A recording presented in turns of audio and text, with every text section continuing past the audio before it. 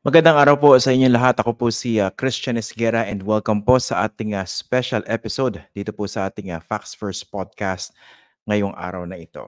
Alam niyo po, lagi kong binabanggit sa inyo, kung familiar po kayo dito po sa ating YouTube channel, dito po sa ating Facts First podcast, isa po sa mga talagang tinututukan nating issue ay ito po mga developments dito po sa Bangsamoro Autonomous Region in Muslim Mindanao. I cannot overemphasize how important the developments are in that region. In relation not just to that particular region but to the rest of the Philippines. At alam po natin na yung kauna-unahang parliamentary elections diyan po sa BARM ay gaganapin kasabay po ng ating midterm elections sa 2025. Dapat po yan isinagawa ng 2022 pero it was reset for 2025. So napaka-importante po niyan dahil medyo kakaiba po yung gagawing eleksyon diyan sa BARM kumpara po doon sa nakasanayan na po ng maraming Pilipino na paraan po ng pagboto. Dahil dyan po, pipili po sila ng tinatawag na members of parliament o yung bubuo po ng Bangsamoro Parliament, 80 po lahat iyon. At kalahati po nun ay manggagaling doon po sa mga partido at pipiliin sila sa sistema na tinatawag po na proportional representation. Okay? Wag po muna kayong ma-nosebleed sa ganyang mga kataga at wag po kayong malilito dahil meron po tayong party list system. Kaya ako po binabanggit po ito mga bagay na ito dahil napaka-importante po nito. Recently, nagkaroon po ng isang survey, ang isang think tank na based po dyan sa Cotabato City. Ito po yung Institute for Autonomy and Governance. At ako personally, nung nabasa ko yung findings ng kanilang survey, medyo na-alarma ako. Pero siguro hindi naman kailangan ganun po yung attitude natin. No? Dahil dun po lumalabas na majority po ng ating mga likely voters dyan po sa BARM ay hindi pa po nauunawaan yung paraan po ng pagboto sa 2025. Paano ba sila pipili ng mga partido? Paano ba buuin yung tinatawag na Bangsamoro Parliament? So for this particular episode, gawin po natin itong isang learning opportunity, teaching and learning opportunity for all of us. Okay? Ang inimbitahan po natin ngayong araw na ito, siya po yung Research Associate ng Institute for Autonomy and Governance at ikikwento po niya sa atin yung naging findings ng kanilang survey. So I'd like to welcome to our program si Mr. Noor Saada, Research Associate as mentioned ng Institute for Autonomy and Governance. Magandang araw sir and thank you for joining us dito po sa Facts First. I'm happy to be here and to share with you yung findings natin. Okay, pag-usapan natin itong survey, no? Unang-una, bakit ba nag-decide kayo na mag-conduct na ganitong survey and what is this all about? You have emphasized yung unang point. Ito ay bago. Itong sistema sa BARM, yung parliamentary system na sinasabi. So gusto natin malaman kung ano yung pagkakaalam ng mga residente, lalo na yung mga voters sa ARMM. Nang sa ganun, yung kung ano man ang kalabasan ditong unang kauna-unahang parliamentary election, ito ay magiging base doon sa ibig sabihin well-informed yung ating mga voters at alam nilang kanilang gagawa bago sila papasok sa precinct on election day sa May 2025. Okay, bago natin pag-usapan yung highlights ng inyong mga findings, gaano po ba kalaking sample size itong survey na ito? At kailan po isinagawa yung survey? Apa. So normally, ang isang national survey ay nasa 1,200. Ang aming respondents po ay nasa 3,000 plus, 3,072 ang aming respondents. At ginawa namin ito between April and May of this year. Okay. Ano and po representative yung ng lahat. Opo, representative po ng lahat ng probinsya ng BARM, Lanao del Sur, yung dalawang Maguindanao, Norte and Sur, tapos Basilan, Sulu, Tawi-Tawi, yung SGA, Special Geographic Areas sa North Cotabato, pati yung Cotabato City. Okay. Yung kung 3,000, ilan po? 3,072 yung respondents. So, kung ganyan po kalaking sample size, ano po yung tinatawag na margin of error niyan? Ang ano natin dito, sinasabi natin in terms of yung confidence level at saka confidence interval, nasa 95% confidence level at saka nasa 5% confidence interval. Ibig sabihin, kung uulit-ulitin natin itong survey na ito 100 times, 95 times pareho yung result, at yung sinasabing 5% interval, kung halimbawa ang isang percentage ng isang tanong dito, yung response ay nasa 30%. Ang actual range nung pag sa araw ng eleksyon, it would be 25 to 35% accurate. Plus minus 5%, 5 points. Okay. Yun po ibig Apo. sabihin. So basically, kaya ko na nilalatag po yan dahil para maintindihan ng mga viewers natin na pretty accurate itong survey nito, reflective, no? Or indicative. Apo. Okay. So ano po yung highlights, no? Binasa ko yung report nyo medyo na alarma ako Kasi there are two ways of looking at it, no? Yes. May isang taon pa bagong election. Actually, less than a year. Apo. Pwedeng enough time for us to prepare, pero pwedeng kulang yung oras, no? Unang-una, pag-usapan natin, ano ba yung lumalabas? Ano yung nitty-gritty details nung lumabas sa findings nyo na majority ng mga likely voters dyan sa BARM ay hindi po masyado naunawaan pa yung sistema? Opo. So, yung una, in summary, no, yung tiningnan natin yung awareness level ng ating mga likely voters. Tapos tinanong din natin sila, pinulsuhan din natin ang ating mga likely voters doon naman sa kanilang sources of information regarding the election system at saka yung political mga parties. And then, tiningnan din natin yung mga issues na malapit sa kanilang puso o yung mga issues na mag-i-influence sa kanila kung sino yung iboboto nila sa darating na election. Okay, then muna tayo sa unfamiliarity nila. Hindi yung yung wala masyadong knowledge or no knowledge at all about the election system. Ano po ba tinutukoy dito? Opo. So, bali region-wide, 58.4% na walang kaalaman o walang kaalaman tungkol sa mga features ng parliamentary election. And then meron pang 24.4% ang minimal ang kanilang kaalaman. So yan ang beginning. Pagdating naman sa probinsya kung saan mataas ito, ay nasa probinsya ng Sulu, 91.4%, none or minimal knowledge, nasa 75.7% sa Tawi-Tawi, and then also about 68% with none or minimal knowledge in Maguindanao del Sur.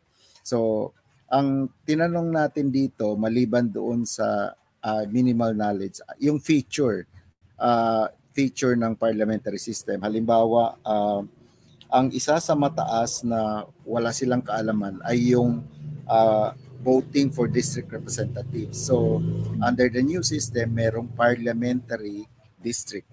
Bali, ang feature po ng 80 na seat regional parliament, 40 po doon ay yung tinatawag na regional party. So, i-fill up siya ng regional party. Pagkatapos, 32 nun ay i-fill up siya ng parliamentary district. And then yung pong pangatlo, hindi actually siya iboboto kung hindi i-nominate siya. Ito yung mga sectoral representatives. So, pag sinabi natin mababa or wala silang kaalaman, ito yung pinag-uusapan natin. Plus, meron pa tayong additional features. Una, yung tinatawag na proportional representation. Paano ba paghahatian yung 40% na among the participating parliamentary parties, at saka yung paano pinipili yung chief minister. So, hindi rin nila alam na hindi pala iboboto sa eleksyon ang chief minister. Kung hindi, ito ay pagbubutohan ng mga nanalong representante ng mga parties at saka parliamentary members of parliament from the parliamentary district doon mismo sa regional parliament. Okay. Sige, isa-isahin natin na sir para malinaw, no? Para at least makatulong naman itong episode na ito sa ating mga tagapanood tsaka tagapakinig dyan po sa BARM. Okay, unang-una, linawin po natin, hindi po katulad nung nakasanayan natin ang paraan ng pagboto kunwari ng mayor, governor, presidente, vice-presidente. Hindi nyo po direktang iboboto yung chief minister. Okay? Okay? Tama. Ang pipili po ng Chief Minister, yung bubuo po ng Bangsamoro Parliament, all 80 of them. Okay? Malinaw po? Okay. Tama po yun. Sige. Explain natin, sir, yung pagpili doon sa kalahati ng 80 na miyembro ng Bangsamoro Parliament. Pipiliin sila, di ba? Base doon sa tinatawag na regional political parties. Okay? Tapos proportional representation. Kunwari, ako yung ordinaryong botante. Ako yung kausap nyo. Paano ba ako pipili pag nakita ko na yung balota? Paano ko ba pupunuin? Paano pa? So, hindi pa natin alam yung kung ano magiging illustration ng listahan ng mga parties natin. Ito ba ay text? Yung nakasulat na yung itong party number 1, party number 2, ganon. Pwede rin alphabetical or pwede rin random yan. Sa ibang bansa, pag mayroong parliamentary, yung tinatawag nilang mga parties, pwede rin yung symbol, yung logo lang ng party ang makikita mo. So either i-check mo or i-X mo yung party na gusto mo. So dito, hindi pa natin alam ano yung magiging, mag-a-announce, siguro later, papalapit ang election, mag-a-announce ang COMELEC para malaman natin kung paano anong mangyayari dito. Ang pinaka-point natin dito, para siyang party list sa national. Ibig sabihin, ang hahanapin natin, pangalan ng partido, hindi pangalan ng individual na associated with that party. Okay. Pero ang malinaw dyan, ang pipiliin, yung partido, hindi iboboto yung personalidad. Pero ang pinag-uusapan pa lang natin dyan, yung 40 out of 80 na upuan mo, no? Tama po. So ayon sa listahan ng Bangsamoro Electoral Office, meron 16 nagpa-register na mga regional parties na sasama. Merong isang nilabas bago lang, merong more than a dozen ang nandyan sa listahan na yan. Okay, again, malinaw po rin sa mga viewers natin, ha? So 80 ang members ng Bangsamoro Parliament, yung kalahati po ron o 40, ang iboboto nyo po ay yung mga tatakbong regional political parties. Wala po kayo makikitang pangalan ng politiko doon sa balota. Okay, ang next question. Sabi nyo kasi, medyo kaparehas siya ng ginagawa nating party list election system. Pero complicated din po yun, no? Dahil dito sa Bangsamoro election, yung 40 upuan na pupunuin ng mga mananalong regional political parties, talagang proportional representation. Paki-explain po yun, no? Kasi sa party list, ang limit 3 seats, di ba? So, bali mang mangyayari po dito as much as possible, by using the proportional representation system, gusto natin i-reflect yung boses ng masa doon sa 40 seats na yun, paano siya hahatiin. So, halimbawa, kung ano man yung magiging total number of votes, yun yung magiging 100% na 40. Tapos, so i-compute siya ngayon kung at after the election, malalaman ngayon kung ano yung percentage to get one seat. Pero theoretically, lalabas siya mga 2.5. Kung makakuha ka ng 2.5% ng total votes, meron kang isang upuan doon sa 40. So kung ang isang party ay nakakuha ng 10% of the total votes, meron silang 4 na seats in parliament. Hindi po ba 4% ang threshold? Ang final niyan na usapan will be paano siya i-execute ng COMELEC sa election. Kasi kinopya natin ito sa labas, itong proportional representation. So sa ngayon, pinag-uusapan natin siya as a theory. Yung actual application noon will be once may decision ang COMELEC kung paano niya bibilangin at magiging i-convert niya yung actual vote into percentage representing the 40 seats. Kasi baka lang malito sila dahil dun sa Bangsamoro Electoral Code na nakalagay doon, dapat yung partido makakuha ng at least 4% ng kabuoang boto para doon sa 40, di ba? So kunwari, Apo. theoretically, 1 million ang kabuang Apo. boto dun sa Opo. regional political party elections, dun sa parliament, Opo. dapat Opo. makakuha ang isang partido ng 4% noong 1 Opo. million para magkaroon ng isang Opo. upuan, hindi po ba? Opo. Opo, tama po 'yun. Tama po 'yun. Yun yung isang unique na feature ng Bangsamoro Organic Law na kung paano niya ina-apply ang proportional representation. So, kaya sabi natin itong mga bagong feature na to, ito yung sinasabi na kahit yung pag-elect pa lang, which is the first layer, ay kulang ang kaalaman ng ating mga likely voters. Mas lalo na yung mga secondary layer katulad ng pinag-uusapan natin ngayon na proportional representation, mas lalong hindi nila naintindihan. Okay. Anyway, mas complicated na naman yan, no? Ang gusto lang muna natin dito, very, very basic, no? So again, malinaw po yan. Yung 40 out of 80 members ng parliament, ang i-elect nyo po ay yung mga partido. Okay? Hindi po yung personalidad. Paano naman po yung 32? Paano sila pipilian? Yung district representatives? Opo. So meron pong pinasang batas ang Bangsamoro Transition Commission at Transition Authority, PTA, doon po sa parliamentary districts naman. So yung 38 ay inallocate nila. Ang naging minimum is more than 100,000 to get one seat. However, dahil nakapeg na yung 38, kahit yung mga umabot na 200,000 ang voting population niya, ay nakakuha lang ng isa. So, ang SGA more than 200,000 pero isa lang yung seat na allocated kasi ang paghahatian ngayon ay 38 lang. So, bago ito, parliamentary district, iba ito doon sa legislative district panahon ng ARMM. Pero dito, sorry sir, pero dito sa parliamentary districts, ang iboboto na ba ay tao, hindi na partido? Tao na po. Tao na po at isa lang. Tao at isa lang. Opo. Kasi sa ARM, Legislative District, ang binoboto po namin noon ay tatlo, top 3 kada legislative district.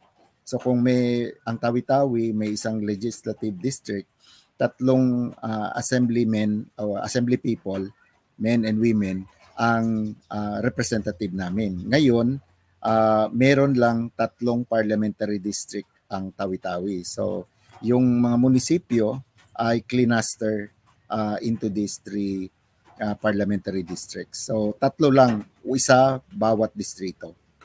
Okay. Doon pa sa mga nalilito. So mag-e-elect sila ng parliamentary representatives galing sa distrito, no? Isa lang. Opo, isa lang. Pero boboto pa rin ba sila ng mga congressman na magiging bahagi ng House of Representatives? 'Di ba may mga nalilito diyan eh. Opo, tama po 'yon. So ano po ito? Sa probinsya, meron din tayong provincial district. Ito yung ating provincial board members, no? So, yan isang ano natin yan, feature natin common sa Pilipinas. Pangalawa, meron tayong congressional district. So, boboto pa rin tayo ng congresspeople, congressman or congresswoman. Then, meron tayo yung parliamentary district na tao din ang iboboto natin dyan. So, yan yung ating mga feature. So, kumbaga, ang election sa BARM ngayon ay kung ano yung national feature plus, ganun siya lalabas. Oo, kasi sa initial presentation ng COMELEC, mukhang magiging dalawang set ng balota yan eh.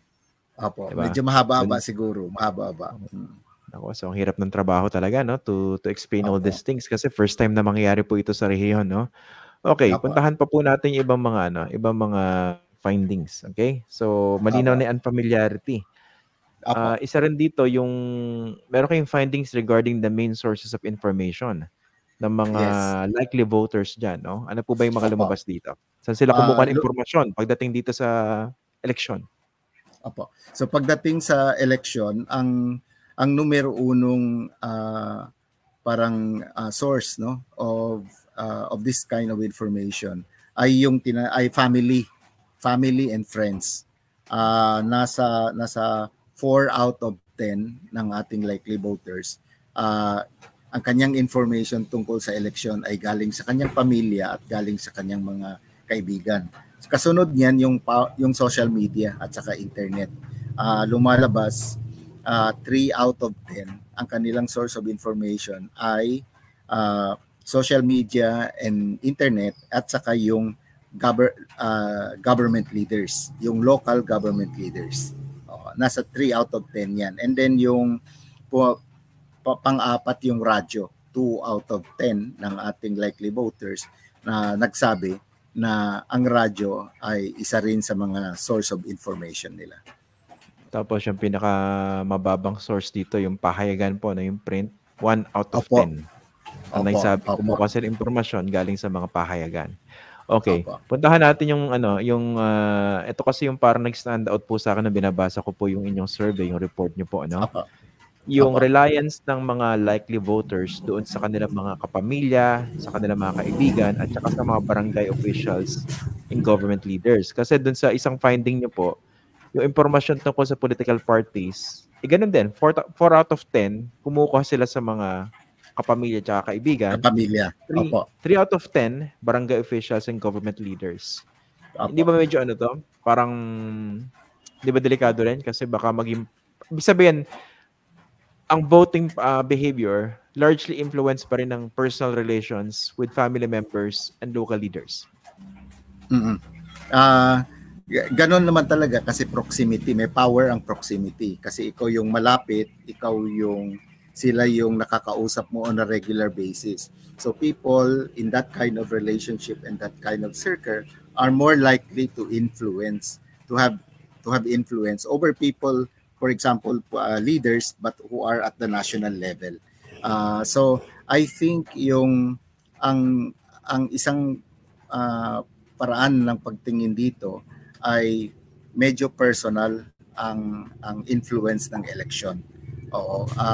Personal ang dating. Ayon sa dito sa nakita natin sa research na to. Both yung source of information about election system and also party politics. Kaya may implication nito. Ang ibig sabihin, unang implication nito, ang COMELEC at yung mga deputized na agencies niya who will be involved in information dissemination should take stock of these findings, and so to use local government officials in dissemination of information about the features of the election, of the regional election, and also yung process ng pag-election. Ito yung magandang kung gusto mong tingnan the positive side nito. Ang ibig sabihin, pwede kang mag-organize ng mga bahay-bahay na mga mechanism where you have barangay level trained information officer. Kasi marami tayong mga nasa, especially panahon ng pandemic, nag-mobilize ang mga LGUs ng kanilang mga information officers. So the same can be done here. Mechanism, yung barangay level na spread ng information about the new features and also the election system natin.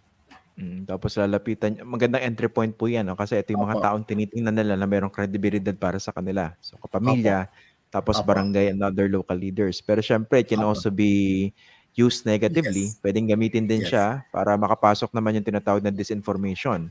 Diba? Pwedeng sabihin, uy, huwag na kayong bumoto kasi hindi natatakbo sa ganyan. Uy, pwede kang bumoto ng ganito karami, di ba? Para magulo lang, para ma-disenfranchise o maging invalid yung boto. So, kaya importante na yung, for example, ang COMELEC or yung Bangsamoro Electoral Office, hindi niya ito kaya mag-isa. So, pwede siya mag-deputize. Halimbawa, ang advantage naman sa BARM ngayon, may mga institutions or mga offices na na-organize. Like for example, merong Bangsamoro Youth Commission, meron yung Bangsamoro Women's Commission.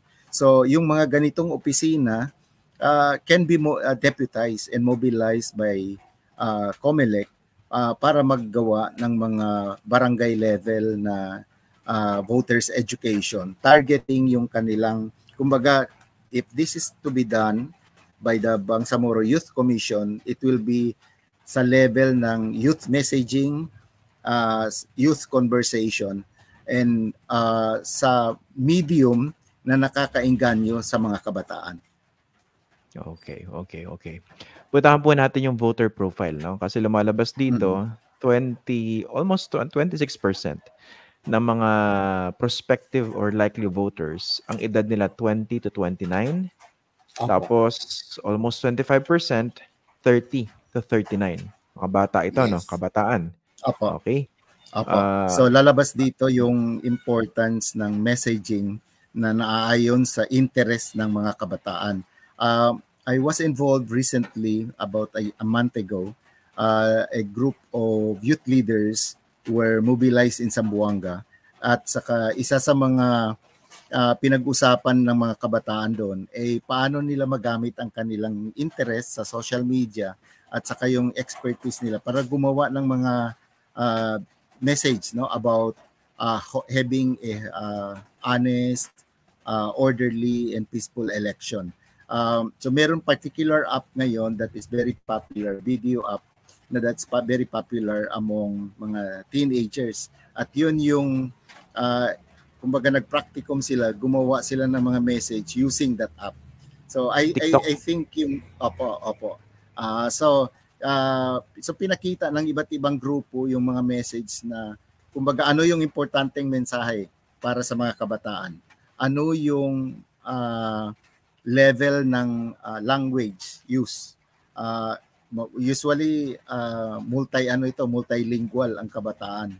At saka yung ano yung hindi siya heavy on text, more siya yung combination of video and text, and so kaya yun yung yung maganda dito sa sinasabi natin na naintindihan natin may segment ng population kung saan mas malaking voters will be coming from them. Voters na mga babae, voters na younger. So pwede i-tailor doon. Ito yung kagandahan ng survey na to. Kasi ngayon, yung kung gagawa ka ng voters education module material, ay base siya sa isang objective data rather than personal preference ng ma-official. I perfectly agree, sir. Kasi nung dati, a few months ago, I was looking for such data. Wala akong mahanap kung saan-saan. Tapos, yung mga nakita ko, medyo luma. Several years ago. Ito yung sa inyo very, very updated, no? Again, majority ng mga likely voters, kababaihan. Lumalabas din dito sa survey nyo, 33.5% elementary school graduates, 32.2% high school. Tapos, karamihan po ay bababa po yung income. In short, mahirap. So, pag dito sa particular set of findings na ito, how should we approach this in the context of voter education? Kaya importante dito yung message mo ay masa. So hindi ito yung messaging na technical, na academic, hindi ito maintindihan. Dapat ang natin diyan, ang messaging natin diyan, yung message at saka messaging ay talagang pangmasa. Tinanong din kami when we did a media presentation sa Cotabato. Sabi namin kaya importante ang halimbawa radyo, kasi malakas, number 1 ang radyo sa Cotabato City. Kaya sabi namin importante yung katulad ng pag-iusap nyo, kaya may mga radio announcers na popular kasi masang-masa yung dating nila. Nag-a-appeal sila doon. So kung gagawa man tayo ng intervention, voters education, election information, dapat yun yung natin. Kasi yun ang large chunk ng likely voters natin. So yung magiging message mo would be yung sinasabi natin masa, kwentong bayan. Hindi siya pwede yung halimbawa English tayo ng English. Kasi ang nakalagay doon, mababa ang kanilang pinag-aralan.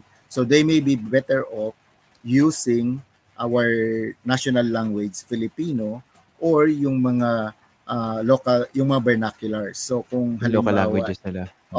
Opo. Kasi sa isang revelation, ang BARM or ang Bangsamoro ay isang cultural group na walang sariling lengguwahe. So there is not a common language that we use to speak among these 13 ethno-linguistic groups na sinasabing Bangsamoro. So ang common language namin is actually Filipino. So pag sinabing i-message mo according to the different provinces, kung sa Lanao yan, kailangan Maranao. Kung sa Maguindanao, kailangan Iranon sa Northern Maguindanao, Southern Maguindanao, that would be Maguindanaon. And then sa Sulu, that should be Bahasasug. And then in Basilan, that should be Yakan. In Tawi-Tawi, that should be Sinama. However, we should also consider na meron ding significant minorities na dapat maintindihan din nila yan. So like for example, in Maguindanao del Norte, Maguindanao del Norte and del Sur, meron tayo dyan significant minority, yung ating sinasabi na non-Moro minority IP ay mga Lambangian, Teduray. So dapat yung messaging din para sa kanila kasi significant minority sila, malaki din ang kanilang bilang.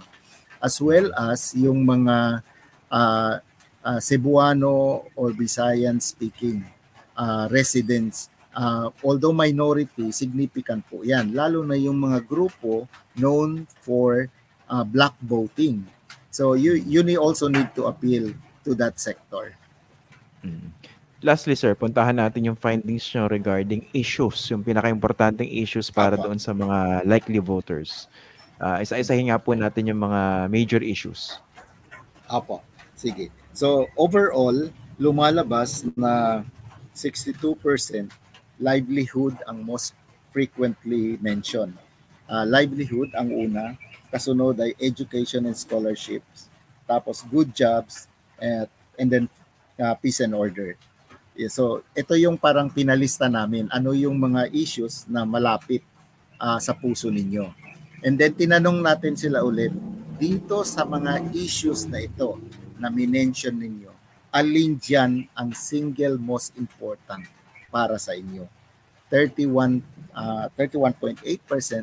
nagsasabi livelihood, pangkabuhayan pa rin. Ang ano nito, ang context nito, bakit livelihood? We're just transitioning, no? We're just coming out of a protracted conflict. We're just transitioning to a more stable government, no? And also, many of our provinces are still have still high poverty incidents. So makikita mo pa rin yung pangkabuhayan ang ano ng mga karamihan ng mga tao dito sa region. Got issues, no? Ito, sir, panghuli, medyo glaring sa akin ito, no? Kasi pang-apat sa hierarchy ng mga issues na lumabas na pinaka-importante sa mga prospective voters, peace and order, 39.9. So basically 4 out of 10. Okay. Pero dun sa findings siya, pinaka-pronounce siya dito sa sa special geographic areas, Maguindanao del Sur, Cotabato City. And Cotabato. Opo. Nagpapakita din yan, yung peace and order. Siguro, yung mga naririnig natin sa mga news, mga incidents of yung sinasabi natin non-vertical na pag-aaway. Horizontal ito. So, papalapit ang eleksyon, magkakainitan yung mga pamilya who will be competing with each other sa election. Plus yung sinasabi natin mga rido, on and off rido, year-round yan. Year-round yan. And of course, meron ding yung mga rido dahil sa not necessarily politika, kung hindi away sa lupa, away sa about mga relationship, no? So yan yung lumalabas na ang maganda dito, hindi na siya region wide. Hindi siya nagmarka halimbawa sa Sulu at saka sa Basilan kung saan meron tayong mga problema noon na palaging nasa news. Lumalabas ngayon, it is ang issue ng peace and order ay prominent na lamang sa itong tatlong areas ng BARM.